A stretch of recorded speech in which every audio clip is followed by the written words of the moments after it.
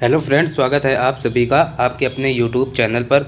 दोस्तों, आज हम रेलवे के एनटीपीसी और एसएससी एमटीएस के लिए टॉप 50 जीके जीएस के एमसीक्यू लेकर आए हैं, जो पिछले 5 सालों में एग्ज़ाम में बार बार पूछे जा रहे हैं।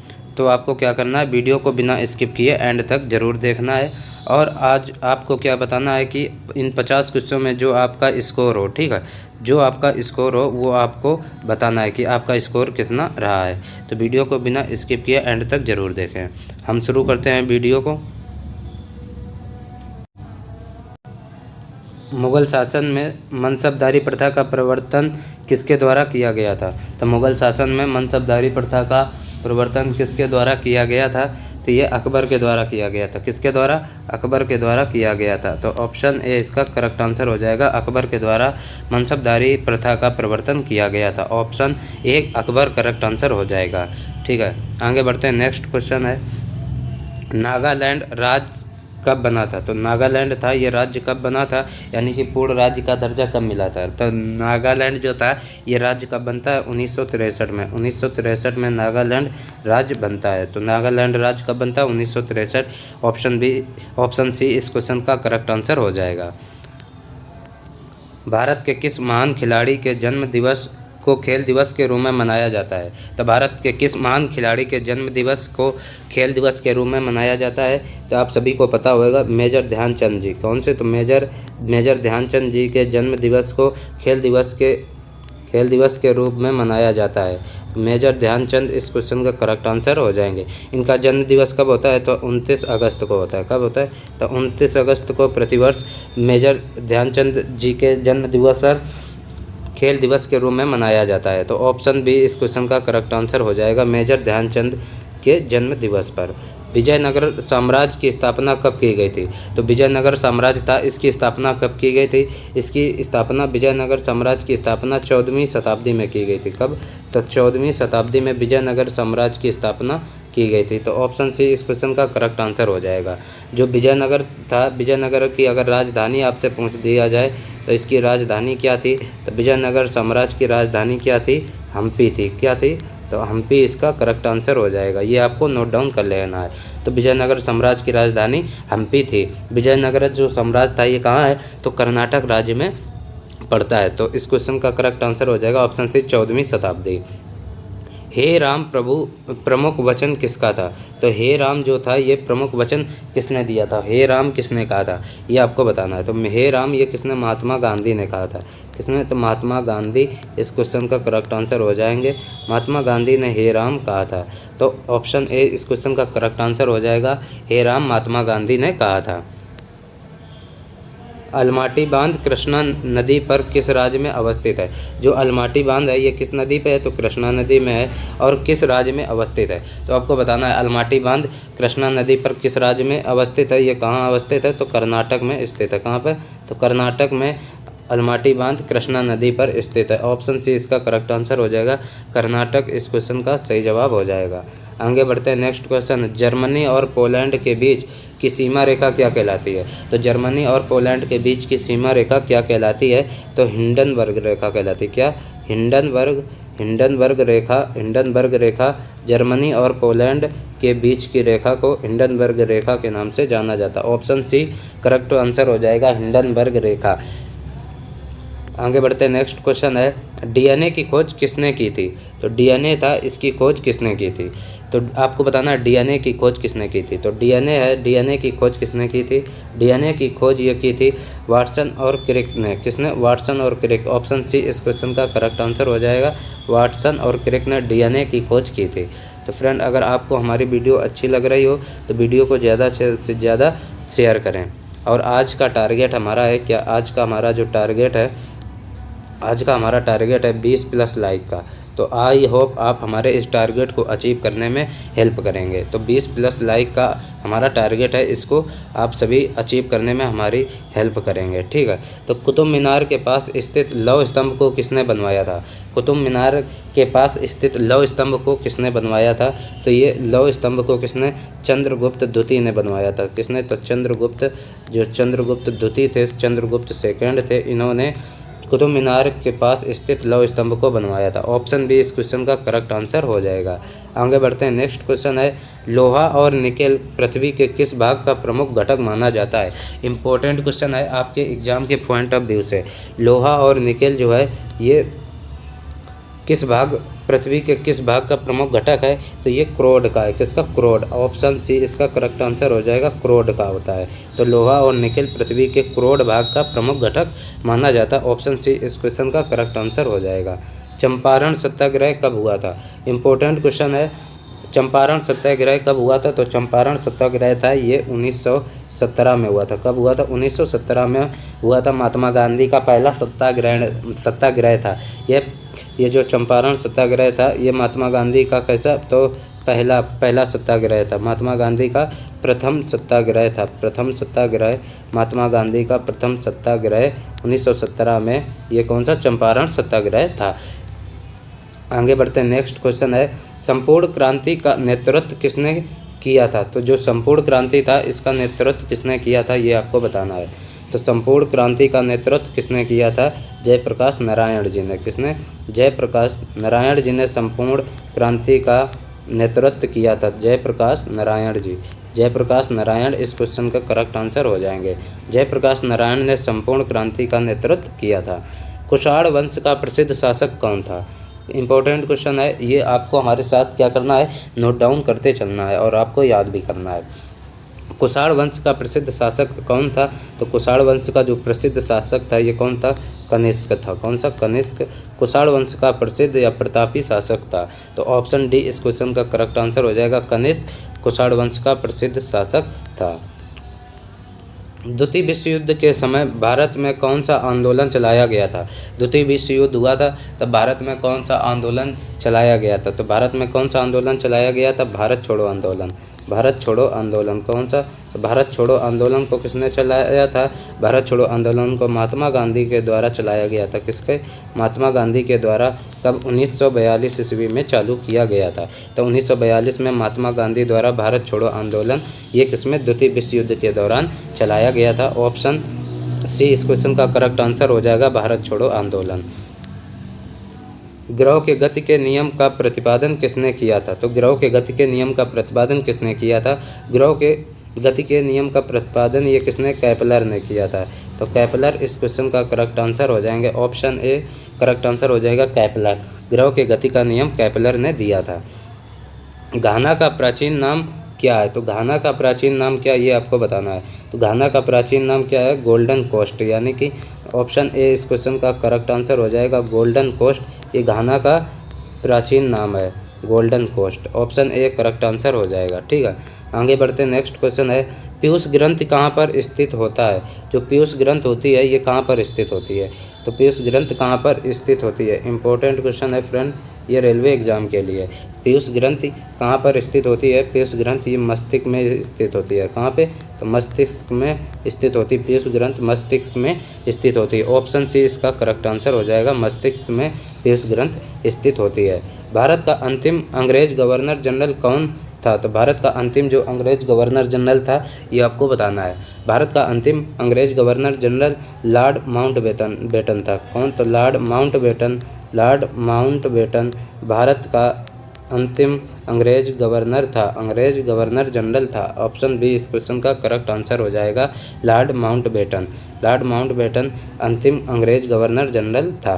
परमाणु का केंद्र क्या कहलाता है? जो परमाणु होता है उसका केंद्र क्या कहलाता है? तो परमाणु का जो केंद्र होता है ये क्या? न्यूक्लियस कहलाता है। क्या कहलाता है? Nucleus. Option D correct answer हो जाएगा, परमाणु का केंद्र न्यूक्लियस कहलाता है। इंकलाब जिंदाबाद का नारा किसने दिया था? तो इंकलाब जिंदाबाद का नारा किसने दिया था ये आपको बताना है। इंकलाब जिंदाबाद का नारा भगत सिंह जी ने दिया था। किसने? भगत सिंह जी ने दिया था। भगत सिंह जी ने इंकलाब जिंदाबाद का नारा दिया था। तो ऑप्शन बी इस क्वेश्चन का करेक्ट आंसर हो जाएगा। आगे बढ़ते हैं। नेक्स्ट क्वेश्चन है, टेनिस खिलाड़ी रोजर फेडरर किस देश के हैं? जो टेनिस खिलाड़ी रोजर फेडरर ये किस देश से हैं? तो ये स्विट्जरलैंड से। ऑप्शन सी इस क्वेश्चन का करेक्ट आंसर हो जाएगा, Switzerland. Option C correct answer हो जाएगा। जो टेनिस खिलाड़ी रोजर फेडरर हैं ये कहाँ के? स्विट्जरलैंड के निवासी है, स्विट्जरलैंड में रहते हैं। गोबर गैस संयंत्र का आविष्कार किसने किया था? तो गोबर गैस संयंत्र था, इसका आविष्कार किसने किया था? ये सीवी देसाई ने किया था। किसने? तो सीवी देसाई ने गोबर गैस संयंत्र का आविष्कार किया था। सीवी देसाई इस क्वेश्चन का करेक्ट आंसर हो जाएगा। आगे बढ़ते हैं। सुभाष चंद्र बोस का जन्म कहाँ पर हुआ था? इंपॉर्टेंट क्वेश्चन है। सुभाष चंद्र बोस जी का जन्म जो हुआ था ये कहाँ हुआ था? ये कटक में हुआ था। कटक कहाँ? उड़ीसा में। तो कटक के उड़ीसा में सुभाष चंद्र बोस जी का जन्म हुआ था। तो कटक के उड़ीसा, ऑप्शन डी इस क्वेश्चन का करेक्ट आंसर हो जाएगा कटक। तो कटक इस क्वेश्चन का सही जवाब हो जाएगा। वेदों की ओर लौटो नारा किसने दिया था? तो वेदों की ओर लौटो ये नारा किसने दिया था? आपके एग्जाम के पॉइंट ऑफ व्यू से इम्पोर्टेंट क्वेश्चन है। तो वेदों की ओर लौटो ये दयानंद सरस्वती जी ने दिया था। किसने? तो दयानंद सरस्वती जी ने कहा था वेदों की ओर लौटो, दयानंद सरस्वती। तो इस क्वेश्चन का correct answer option C Dayanand Saraswati ji ने कहा था वेदों की ओर लौटो, ऑप्शन सी करेक्ट आंसर हो जाएगा। उत्तर कोरिया तथा दक्षिण कोरिया के बीच स्थित सीमा किस नाम से जानी जाती है? तो इस उत्तर कोरिया और दक्षिण कोरिया के बीच जो स्थित सीमा रेखा है उसको कौन सी? 38वीं समांतर रेखा कहा जाता है। कौन सी? तो 38वीं समांतर रेखा, 38वीं समांतर रेखा 38वीं समांतर रेखा ये किसके बीच है? तो उत्तर कोरिया और दक्षिण कोरिया के बीच सीमा रेखा बनाती है 48वीं समांतर रेखा। ऑप्शन बी इस क्वेश्चन का करेक्ट आंसर हो जाएगा। सलाल परियोजना किस नदी पर स्थित है? सलाल परियोजना किस नदी पर स्थित है? सलाल परियोजना चिनाब नदी पर स्थित है। कौन सा? तो चिनाब नदी, ऑप्शन डी इसका करेक्ट आंसर हो जाएगा। विजय विश्व तिरंगा प्यारा किस मुख्य वचन है? किसका ये मुख्य वचन? विजय विश्व तिरंगा प्यारा किसने लिखा था? तो ये किसने लिखा था? श्यामलाल गुप्त ने लिखा था। ऑप्शन बी करेक्ट आंसर हो जाएगा, श्यामलाल गुप्त ने। किसने? तो श्यामलाल गुप्त जी ने लिखा था विजय विश्व तिरंगा प्यारा, विजय विश्व तिरंगा प्यारा श्यामलाल गुप्त ने लिखा था। ऑप्शन बी करेक्ट आंसर हो जाएगा। आगे बढ़ते हैं। देवदास उपन्यास के लेखक कौन थे? तो देवदास उपन्यास था, इसके लेखक कौन थे? ये शरत चंद्र चटर्जी। कौन? तो शरत चंद्र चटर्जी ये किसके? देवदास उपन्यास के लेखक थे। देवदास उपन्यास के लेखक शरत चंद्र चटर्जी जी थे। रात्रि के समय आकाश में कौन सा ग्रह लाल दिखाई देता है? तो रात्रि के समय आकाश में कौन सा ग्रह लाल दिखाई देता है? तो मंगल ग्रह। कौन सा? मंगल ग्रह रात्रि में लाल दिखाई देता है। तो ऑप्शन ए करेक्ट आंसर हो जाएगा, मंगल ग्रह आकाश में रात्रि के समय कैसा लाल दिखाई देता है। जीवन रक्षक हार्मोन किस ग्रंथ से निकलता है? जीवन रक्षक हार्मोन जो है ये किस ग्रंथ से निकलता है? एड्रिनल ग्रंथि। कौन सी? एड्रिनल ग्रंथि से निकलता है। ऑप्शन सी करेक्ट आंसर हो जाएगा, एड्रिनल ग्रंथ से जीवन रक्षक हार्मोन्स निकलता है। तुम मुझे खून दो मैं तुम्हें आज़ादी दूंगा, तुम मुझे खून दो मैं तुम्हें आज़ादी दूंगा किसने कहा था? तो ये आप सभी को पता होगा। तुम मुझे खून दो मैं तुम्हें आज़ादी दूंगा सुभाष चंद्र बोस जी ने कहा था। किसने? सुभाष चंद्र बोस जी ने कहा था तुम मुझे खून दो मैं तुम्हें आज़ादी दूंगा। सुभाष चंद्र बोस जी का कथन है। सुभाष चंद्र बोस इस क्वेश्चन का करेक्ट आंसर हो जाएंगे, ऑप्शन सी राइट आंसर हो जाएंगे। अभिनेता राजकुमार का असली नाम क्या था? तो अभिनेता राजकुमार का असली नाम क्या था? भूषण पंडित था। क्या था? भूषण पंडित अभिनेता राजकुमार का नाम था, भूषण पंडित था। ऑप्शन बी करेक्ट आंसर हो जाएगा। चलो आगे बढ़ते हैं। नेक्स्ट क्वेश्चन है पूर्ण स्वराज का नारा किसने दिया था? तो पूर्ण स्वराज का नारा किसने दिया था? ये इंपॉर्टेंट क्वेश्चन है, इसमें आप स्टार छाप लीजिएगा। तो पूर्ण स्वराज का नारा किसने दिया था? ये पंडित जवाहरलाल नेहरू जी ने दिया था। किसने? पंडित जवाहरलाल नेहरू जी ने दिया था। ऑप्शन सी करेक्ट आंसर हो जाएगा। भारत में स्टॉक एक्सचेंज का नियमन कौन करता है? तो भारत में जो स्टॉक एक्सचेंज है इसका नियमन कौन करता है? सेबी करता है। कौन सा? तो सेबी इसका नियमन करता है। ऑप्शन डी इसका करेक्ट आंसर हो जाएगा, सेबी नियमन करता है। मायोपिया से पीड़ित व्यक्ति किस लेंस का उपयोग करता है? तो मायोपिया से पीड़ित जो व्यक्ति होता है वो अवतल लेंस का उपयोग करता है। कौन सा? तो अवतल लेंस का उपयोग करता है। अवतल लेंस का उपयोग कौन सा? मायोपिया से जो पीड़ित होता है वो पीड़ित व्यक्ति अवतल लेंस का प्रयोग करता है। आगे बढ़ते हैं। नेक्स्ट क्वेश्चन है तापमान में वृद्धि होने से वायु की तापीय चालकता क्या होती है? तो तापमान में जब वृद्धि होती है तो वायु की तापीय चालकता क्या हो जाती है? घटती है। तो वायु की तापीय चालकता घटती है। क्या होता है? तो घट जाती है। ऑप्शन बी करेक्ट आंसर हो जाएगा। आगे बढ़ते हैं, बिना उपग्रह वाला ग्रह कौन सा है? आपको बताना बिना उपग्रहों वाला ग्रह कौन सा है। इंपॉर्टेंट क्वेश्चन है आपके एग्जाम के पॉइंट ऑफ व्यू से। आपको क्या करना है, इसमें डबल स्टार छाप लेना है। तो बिना उपग्रह वाला ग्रह कौन सा है? ये बुध और शुक्र दोनों है। तो ऑप्शन सी करेक्ट आंसर हो जाएगा क्या? दोनों। ऑप्शन सी करेक्ट आंसर हो जाएगा दोनों, यानी बुध और शुक्र बिना उपग्रह वाले ग्रह हैं। ये आपको नोट डाउन कर लेना है।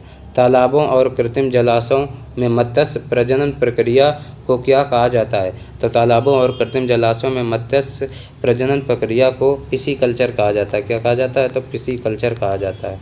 क्या कहा जाता है? पिसीकल्चर कहा जाता है। ऑप्शन डी करेक्ट आंसर हो जाएगा, पिसीकल्चर। आगे बढ़ते हैं, अगला क्वेश्चन, मलेरिया के कीटाणु की खोज किसने की थी? तो मलेरिया के कीटाणु की खोज किसने की थी, ये आपको बताना है। मलेरिया के कीटाणु की खोज ये रोनाल्ड रॉस ने की थी। किसने? तो रोनाल्ड रॉस ने। किसकी? रोनाल्ड रॉस ने मलेरिया के कीटाणु की खोज की थी। रोनाल्ड रॉस इस क्वेश्चन के करेक्ट आंसर हो जाएंगे। अगला क्वेश्चन है, नेशनल केमिकल लेबोरेटरी कहाँ स्थित है? तो जो नेशनल केमिकल लेबोरेटरी है ये कहाँ पे स्थित है? ये पुणे में स्थित। कहाँ पे? पुणे महाराष्ट्र में स्थित है। National chemical laboratory Pune Maharashtra में स्थित है। भारत का अंटार्कटिका अध्ययन केंद्र कहाँ स्थित है? भारत का जो अंटार्कटिका अध्ययन केंद्र है ये कहाँ? गोवा में स्थित है। ऑप्शन बी करेक्ट आंसर हो जाएगा, गोवा। तो भारत का अंटार्कटिका अध्ययन केंद्र गोवा में स्थित है। फ्यूज के पदार्थ का होना चाहिए। फ्यूज के पदार्थ का ना होना क्या होता है? तो निम्न गलनांक होता है। ऑप्शन बी करेक्ट आंसर हो जाएगा, निम्न गलनांक। आगे बढ़ते हैं, आधुनिक वर्गीकरण का पिता किसे कहा जाता है? तो जो आधुनिक वर्गीकरण का पिता है इसे किसे कहा जाता है? वह आधुनिक वर्गीकरण का पिता ये लीनियस को कहा जाता है। किसको? तो लीनियस को आधुनिक वर्गीकरण का पिता कहा जाता है। ऑप्शन डी करेक्ट आंसर हो जाएगा, लीनियस। लीनियस को आधुनिक वर्गीकरण का पिता कहा जाता है। सबसे आघातवर्धनी धातु कौन सी है? तो जो सबसे आघातवर्धनी धातु है वो कौन सी है? सोना हो जाएगा, चांदी, एल्युमिनियम, सोडियम। तो इस क्वेश्चन का करेक्ट आंसर सोना हो जाएगा। सबसे आघातवर्धनी जो धातु है वो कौन सी? सोना हो जाएगा। ऑप्शन बी करेक्ट आंसर हो जाएगा। चलो आगे बढ़ते हैं, किसी पदार्थ का वह केंद्र जहाँ उसका संपूर्ण भार प्रभावी होता कहलाता है। तो किसी पदार्थ का वह केंद्र क्या कहलाता है? जहाँ क्या होता है? उसका संपूर्ण भार प्रभावी होता है। जहाँ उसका संपूर्ण भार होता है उसको गुरुत्व केंद्र कहते हैं। क्या कहते हैं? तो उसको गुरुत्व केंद्र कहते हैं। गुरुत्व केंद्र कहते हैं। तो ऑप्शन डी इसका करेक्ट आंसर हो जाएगा, गुरुत्व केंद्र इसका करेक्ट आंसर हो जाएगा। NaOH सूत्र वाले यौगिक का सामान्य नाम क्या है? तो NaOH वाले यौगिक जो सूत्र वाले NaOH सूत्र वाले यौगिक का जो सामान्य नाम है वो कास्टिक सोडा है। क्या है? कास्टिक सोडा इसका करेक्ट आंसर हो जाएगा। आगे बढ़ते हैं, किसी पदार्थ की आंतरिक ऊर्जा निर्भर करती है, यानी कि कोई पदार्थ है उसकी आंतरिक ऊर्जा किस पर निर्भर करती है? तो उसके तापमान पर। किस पे? तो उसके तापमान पर निर्भर करती है। किसी पदार्थ की आंतरिक ऊर्जा उसके तापमान पर निर्भर करती है। ऑप्शन ए करेक्ट आंसर हो जाएगा। अगला क्वेश्चन है, गोली दर्पण की फोकस दूरी उसकी वक्रता त्रिज्या की होती है। जो गोली दर्पण होता है तो उसकी जो फोकस दूरी होती है वो कितनी होती है? तो उसकी वक्रता त्रिज्या की कितनी होती है? आधी होती है। वक्रता त्रिज्या की आधी होती है, यानी कि वक्रता त्रिज्या की कितनी? आधी हो जाएगी। ऑप्शन ए इसका करेक्ट आंसर हो जाएगा। नेक्स्ट क्वेश्चन है, राष्ट्रीय विज्ञान एवं प्रौद्योगिकी परिषद की स्थापना कब की गई थी? तो राष्ट्रीय विज्ञान एवं प्रौद्योगिकी परिषद की स्थापना कब की गई थी? 15 अक्टूबर को की गई थी। कब? 15 अक्टूबर 1990 को की गई थी। 15 अक्टूबर 1990 को राष्ट्रीय विज्ञान एवं प्रौद्योगिकी परिषद की स्थापना की गई थी। ऑप्शन बी करेक्ट आंसर हो जाएगा। पृथ्वी का एकमात्र उपग्रह कौन सा है? तो जो पृथ्वी है इसका एकमात्र उपग्रह कौन सा है? आई होप आप सभी को ये क्वेश्चन पता होगा और इम्पोर्टेंट क्वेश्चन है, तो आप सभी लोग कमेंट बॉक्स में कमेंट करेंगे। तो पृथ्वी का एकमात्र उपग्रह जो है वो कौन सा है? चंद्रमा है। कौन सा? तो चंद्रमा पृथ्वी का एकमात्र उपग्रह है। ये आपको नोट डाउन कर लेना है। ऑप्शन ए करेक्ट आंसर हो जाएगा। तो फ्रेंड, आज की वीडियो को हम यहीं समाप्त करते हैं। अगर आपको हमारी वीडियो अच्छी लगी हो तो वीडियो को लाइक करें, वीडियो को ज़्यादा से ज़्यादा शेयर करें और हमारे चैनल पर नए हों तो चैनल को सब्सक्राइब ज़रूर करें। Thank you. मिलेंगे नेक्स्ट वीडियो में।